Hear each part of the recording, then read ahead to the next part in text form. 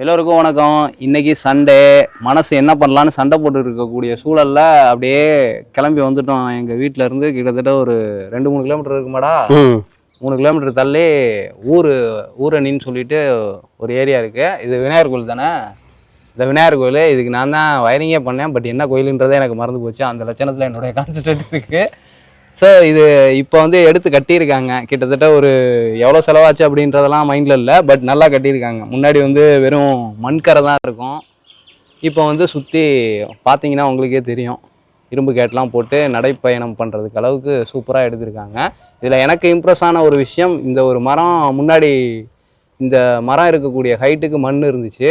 குழி நோண்டி அதை ஒப்புரவு வேலை பார்க்கும்போது இந்த மரத்தை வந்து அழிக்காமல் சூப்பராக சுற்றி அந்த தடுப்பெல்லாம் கட்டி இந்த மரத்தை காப்பாற்றிருக்காங்க. பார்க்குறதுக்கே ரொம்ப அருமையாக ஒரு அற்புதமான உணர்வை கொடுக்கக்கூடிய நிலையில் இருந்துச்சு. சரி, அதையும் காமிச்சிடலாம் அப்படின்றதுக்காக ஆன் பண்ணேன்.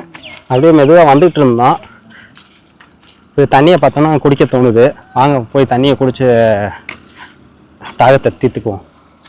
தண்ணி இதுதான் ஊரணி. இப்பயும் எங்கள் ஏரியாவில் இதுக்கு பக்கத்துலேயே இருக்கக்கூடிய கிராமங்களில் வந்து இங்கேருந்து தான் தண்ணி எடுத்துகிட்டு போய்க்குவாங்க.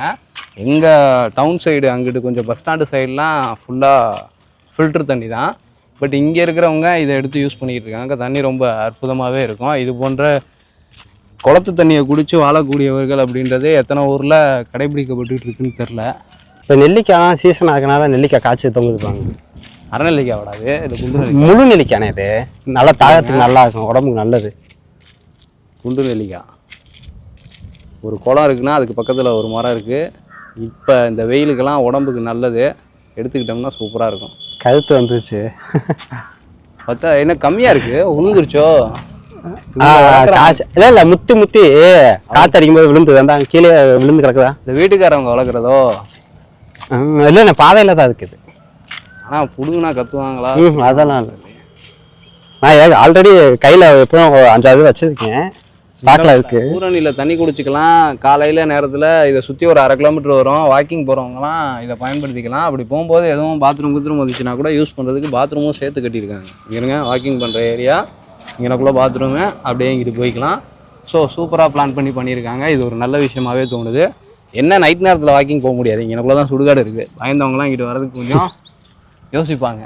இப்போ இந்த ஊரணிக்கு பார்த்தீங்கன்னா மழை வந்துச்சுன்னா டேரெக்டாக மேலே வானத்துலேருந்து விழுகிறது உள்ளே வரும். அது இல்லாமல் எதிர்த்தாப்புல அங்கே மலை தெரியுதுல்ல, அந்த மலையில் இருந்து உள்ளே வர்றது அங்கே ஒரு கால்வா தெரியுதுல்ல, அந்த மரத்துக்கு பின்னாடி சின்னதாக தண்ணி வர்றது போல், அது வழியாக வரும்.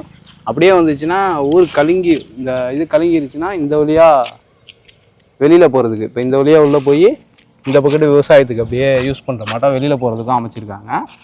இது மாட்டம் எல்லா ஊர்லேயுமே பண்ணியிருப்பாங்க. ஆனால் இப்போ இந்த அளவுக்கு அது பராமரிக்கப்பட்டிருக்கு, அழிக்காமல் தூத்தாமல் இருக்குது அப்படின்றது தெரில. இங்கே கொஞ்சம் காப்பாற்றி வச்சுருக்காங்க. ஊரணி கிட்டத்தட்ட ஒரு 1/2 கிலோமீட்டர் சுற்றளவு. ஒரு 5 கிலோமீட்டர் அடிக்கணும் அப்படின்னம்னா எத்தனை ரவுண்ட் அடிக்கணும்? 5 கிலோமீட்டருக்கா? 10 ரவுண்டு அடிச்சோம்னா ஓகே இருக்கும். இப்போ நாங்கள் ஒரு ரவுண்டு தான் அடிச்சிருக்கோம். இதுக்கே கால் வலிக்குது. அதனால் இப்படியே தண்ணியை குடிச்சிட்டு அடுத்த பொழப்ப பார்க்கலான்ட்டு முடிவு பண்ணியிருக்கோம். அப்படியே பாருங்கள், யானைக்குட்டியை தரிசிச்சுக்கோங்க. உள்ளுக்குள்ளே அப்படியே விநாயகமூர்த்தியையும் பார்த்துட்டு வந்துடலாம். அடுத்து தண்ணி குடிக்கலாம். மேக்சிமம் அந்த நன்னீர் குளத்துக்கு மேலாம் பிள்ளை ஏன்னா வைக்கிறாங்க. அந்த குளத்தை காப்பாற்றுறதுக்கு தான். கோயில் இருந்ததுன்னா அங்கே வந்து கும்மானம் அடிக்க மாட்டாங்க, இந்த தேவையில்லாத வேலைகள்லாம் செய்ய மாட்டாங்க. கொஞ்சம் நல்ல ஹேபிட்ஸ், தண்ணி கொஞ்சம் சுத்தமாக இருக்கணும்னா. இதுதான் எங்கள் ஏரியா பிள்ளையார். குளத்தை காப்பாற்றிட்டு இருக்காது. குளம் இன்னைக்கு இருக்குன்னா இது இருக்கிறதுனால தான். குளக்கரை கிட்ட இந்த இடத்துல ஆசமா இருந்துச்சு. இந்த கோயில் கட்டும்போது இந்த இது கட்டும்போது ஏறிங்களாம் எப்படி அந்த தொங்கிட்டு இருக்குன்னு கிட்டத்தட்ட 15-16 வருஷம் 18 வருஷத்துக்கு முன்னாடி. இங்க ஆள் வேணும்னா கூப்பிட்டுக்குங்க. இப்ப அந்த வேலை பாக்குறது இல்ல. பாக்குறது மணியோட சவுண்ட் ஒலியை கேளுங்க. தண்ணி குடிக்கும். வாங்க தண்ணி குடிப்போம். இதுதான் ஊரணி தண்ணி. மக்கள் எல்லாம் தண்ணி குடிக்கிறதுக்கு செல்ல உள்ள போட்டுருவோமா? அவங்களும் டேஸ்ட் பண்ணி பார்க்கட்டும். இதோட டேஸ்ட் வந்து எங்களுக்கு தான் தெரியும். இது மட்டும் உங்க ஊர்ல ஊரணி குடம் சுத்தமா இருந்தது, குடிக்கிற அளவுல இன்னும் வச்சிருந்தீங்க அப்படின்னா உங்களுக்கு குடிச்சுக்குங்க. செம்ம டேஸ்டா இருக்கும். இதுலலாம் சமைச்சோம் அப்படின்னம்னா அவ்வளோ ருசியா இருக்கும் சாப்பாடு. அதுவும் ஊரணி குளத்துல நம்ம சமையல் பண்ணோம் அப்படின்னோம்னா சோறுலாம் வெள்ளை கலர்ல இருக்கும்.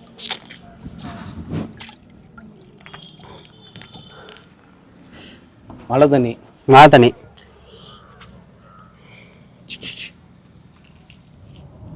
ஆனால் கிளைமேட் இப்போ சூப்பராக இருக்குல்ல? நல்லா இருக்கு. வரும்போது நல்ல வெயில், இங்கே வந்து இறங்கினோன்னே மனம் கூலான மாட்டோம், வானமும் கூலாயிடுச்சு. இப்படி இருந்ததுன்னா செம்மையாக இருக்குண்டா. கிரிக்கெட் விளையாடும் போதெல்லாம் சுற்றிட்டு இருக்கும் போதெல்லாம் இப்படி அமையலை நமக்கு. மழை காலத்தில் இருக்க மட்டுமே இருக்குண்ணே சூழ்நிலை. மேகமும் நல்லா சூழ்ந்து இருக்கு. அதாவது மேகங்கள் வெளியில் சுற்றும் போது இது மாட்டோம் ஒரு அட்மாஸ்பியரு கிளைமேட் அப்படின்றதே ரொம்ப இல்ல. இந்த கிளைமேட் நம்ம வருமானம் நம்ம தெரியல வீட்டுல இருந்து கிளம்பும் போது. ஆமா வீட்டுல வெயில் அடிச்சிச்சு. வெயில்ல எங்கிட்ட அங்கிட்டு இங்கிட்டு போலாம் அப்படின்ட்டு சுத்திட்டு இருந்தோம். ஆமா இப்ப ஏதோ சாயங்காலம் 6 மணி ரேஞ்சுக்குள்ள இருக்கு. நல்லா இருக்கு. செப்பல் மாட்டலையா? சுத்திட்டு வந்து போட்டுக்கிறேன். Okay okay. செடி முளைச்சு கிடக்குதுடா இது மேலலாம் பாத்துக்கங்க. ஆனா என்ன இது மட்டும் இருக்கிறதுல மரங்கள் வச்சிருக்கணும் நிறைய. இன்னமும் நம்ம இந்த சில கல்லெல்லாம் பேத்துட்டு வச்சாங்கன்னா நல்லா வளர்ந்துதுமே. மரம் வச்சாதான். இது ஏற்கனவே இருந்த பழைய மரங்கள் மட்டும்தான், புதுசா ஒன்னும் வைக்கல. வாடா அப்படியே நின்னுகிட்டு இருக்கா? இல்ல நீங்க கேள்வி கேட்டுட்டு இருக்கீங்க. அதுதான் கவனம். எடுக்கும் போது நீ அப்படியே நின்னேன்னா பார்க்க மாட்டாங்க. உன்னோட அனலைசிங் இருக்கு பாரு, பேசுறது என்ன பேசுறதுலாம் யோசிக்கிறதோட இதுவும் இருக்கணும். மல்டி பர்பஸ் ஃப்ளூயண்டா இருக்கணும். நீ இப்ப பேசிட்டு இருக்கும்போது இப்படி போயிட்ட. ஆமா இத பார்த்து என்ன பண்ணுவாங்க? அந்த இது கண்ட்ரோல், ஹேண்ட் கண்ட்ரோலும் ஆகணும். ஹேண்ட் கண்ட்ரோல் அது மூவ்மெண்ட்ல இருக்கணும். எப்பவுமே வீடியோ வந்து ரொம்ப ஸ்பீட் மூவ்மெண்ட்டும் இருக்க கூடாது. நான் எடுக்கிறத நீ பாரு, அந்த மூவ்மெண்ட் கரெக்டா இருக்கும். பழக வந்து நினைக்கிறேன். என்ன சொல்றீங்க? நம்ம இப்ப அப்லோட் பண்றதுனால பழகுறது இல்ல, இது உள்ள விளையாடுறது டைரக்டா. எங்க பழகணும்ன்றது இருக்குல்ல. இது வந்து மனுஷனுக்கு மட்டும் நல்ல தண்ணியா பயன்படுறதில்ல, காட்டெதுமே வந்து இந்த தண்ணியை வந்து குடிச்சிட்டு போகும். உயிரினங்கள் எல்லாத்துக்கும் தானே, இயற்கையா இருக்கிறது எல்லாம் எல்லாத்துக்கும் சேர்த்ததுதான். மனுஷனுக்கு மட்டும் எங்க விரிச்சு வச்சிருக்காருக்கு? நம்ம வேணா அப்படி அடப்பு கட்டி வைக்கலாம், நமக்கு மட்டும் தானே. இயற்கை தனக்கு தானே அடப்பு கட்டி. இதை குடிக்காண்டியே தனக்கு நைட்டு வந்துட்டு போலாம்ண்ணே. கொஞ்சம் 20 மாடு வந்துட்டு போலாம். ஆமா அந்த அந்த கீழ் வழியாவா வரும். அதுகளுக்காகவும் தானடா அந்த பர்பஸ். இது மாட்ட குளங்கள் வந்து கரெக்டான இடத்துல வந்து அந்த காலத்துல பார்த்து வெட்டியிருக்காங்க பாருங்க. கரெக்டான இடம் பள்ளத்துல வெட்டியிருக்காங்க. இயற்கையாவே இந்த இடம் பள்ளமா இருந்திருக்கும், தண்ணி நின்று இருக்கும், அத குளமா மாத்திருப்பாங்க. அன்னைக்கும் எதுக்கு ஊருக்கு அப்பாறமா ஒதுக்குப்புறமா வச்சிருக்காங்கன்னா, இப்ப நீ சொன்னல ஆடு மாடெல்லாம் வருதுன்னு, அப்படி வரும்போது மனுஷனுக்கும் அதனால ஆபத்து வரக்கூடாது, மனுஷங்கனால அதுக்கும் ஆபத்து வரக்கூடாது. சின்ன குழந்தைங்க பெண்கள்லாம் பார்த்தாங்கன்னா பயப்படுவாங்க. மிரண்டுச்சுன்னா அது விபரீதமா மாறுன்றதுனாலதான் ஊருக்கு அப்பால குளம் இருக்கிற இடத்துல ஊற வைக்க மாட்டாங்க, கொஞ்சம் தள்ளி வச்சிருப்பாங்க. ஊர் எல்லையில குளங்கள் இருக்கும். இதுக்கான உணவுக்கான வந்து மாசு படாம தூய்மையா இருக்கிறது, மெயின் காரணம் இதுதான். ஏன்னா அன்னைக்கு மாசுபடுறதுக்கான வேலை இல்லை, ஏன்னா மனுஷன்ட்ட மனம் அப்படின்றது மாசுபடாம இருந்துச்சு. இன்னைக்கு இருக்க விஞ்ஞானமும் போடுற குப்பையும் அன்னைக்கு கிடையாது. அன்னைக்கு மனுஷன் இயற்கையவே பயன்படுத்திட்டு இயற்கையே விஷயங்களை தான் தூக்கி வெளியில போடும். அது மண்ணோட மண்ணா மக்கி போற விஷயங்கள் தான் இருந்துச்சு. குளங்கள்லாம் என்ன இன்னைக்கே வெட்டினது? 500-1000 வருஷத்துக்கு முன்னாடியில இருந்து இந்த குளம்லாம் என்னைக்கு உருவாச்சுன்னு சொல்ல முடியுமா? இயற்கையாவே இருந்திருக்கலாம், அந்த பள்ளத்துல கூட தண்ணி சேர்ந்து இருக்கலாம். அது இன்னைக்கு நம்ம வந்து இதை மாசுபடுத்துறோம்னா இன்னைக்கு சூழல் நவீனமா இப்படி மாறிக்குச்சு. இது மாதிரி நன்னீர் குளங்கள் அதிகமா ஆகணும்னா என்னென்ன பண்ணலாம்? வெட்டி இருக்கிற குளத்தை காப்பாத்தி, இருக்கிற குளத்தை வந்து குப்பை போடாமையும் அதை பராமரிச்சுட்டு வந்தாலே அது நன்னீர் தனியா மாறிடும். இததான் நான் சொன்னேன், இந்த அட்வைஸ் இல்ல அங்க வந்துச்சு. இந்த இதெல்லாம் ஆகாது. நமக்கு பிடிக்குதா, நம்ம பிடிக்கலாம். இந்த உலகத்துல வந்து இத காப்பாத்தணும், காப்பாத்தாம இருக்கணும், இதை செய்யுங்க செய்யக்கூடாதுன்னு யாரும் எங்கேயும் சொல்லிடக்கூடாது. கருப்பு எம்புனே முடிஞ்சா நம்ம போடாம இருந்துக்கலாம். நம்ம போடாம வாழ்ந்தோம் அப்படின்னா மத்தவங்க அதை பார்த்து வாழணும்னு விரும்புனா மரத்தூது இது பண்ணிக்க வேண்டியதான். இப்ப அரசாங்கமும் அதனால தானே இப்படி பண்ணிருக்கு. இப்ப நம்ம குளத்தை சுத்தி உள்ள தோப்பை பாருங்க, அத பசுமையா இருக்கு. நம்மள வந்து ஒரு மாடு பாக்குது, ஹாய் சொல்லிக்கும். ஹாய் சிக்னல் காமிச்சிருச்சு வாலாட்டி. என்ன பண்றதுன்னு தெரியாம என்னத்தையாவது ஒண்ணு பண்ணிட்டு இருக்கிறது. உலகமே அப்படிதானே.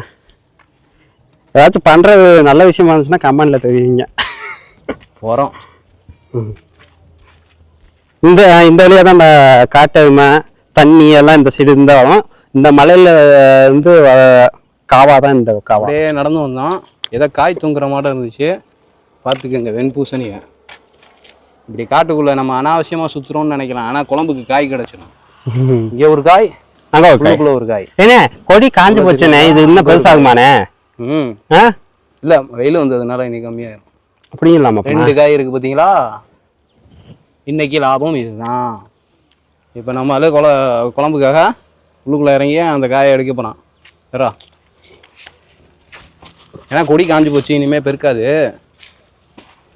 பார்த்து மெதுவாக முள்ளுக்குள்ள இருக்க போகுது. முள்ளு இருக்கும்னு நினைக்கிறேன், அந்த சுற்றி இருக்கிறதெல்லாம் முள்ளு மட்டும் தான் இருக்குது, காக்கா முள்ளு மட்டும்.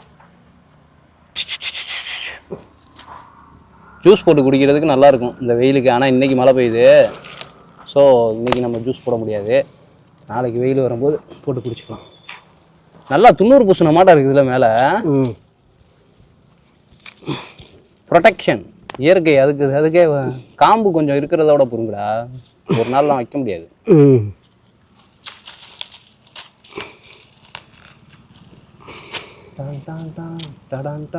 நல்லா ஸ்ட்ராங்கா பிடிச்சிருக்கு. அது காஞ்சி போயிருந்தாலும் நல்லா ஸ்ட்ராங்கா இருக்கும்டா.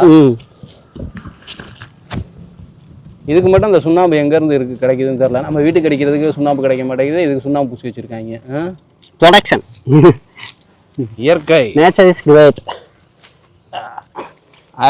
ஒவ்வொன்றுல முள்ளு மாட்டம் இருக்கும் தெரியுமா?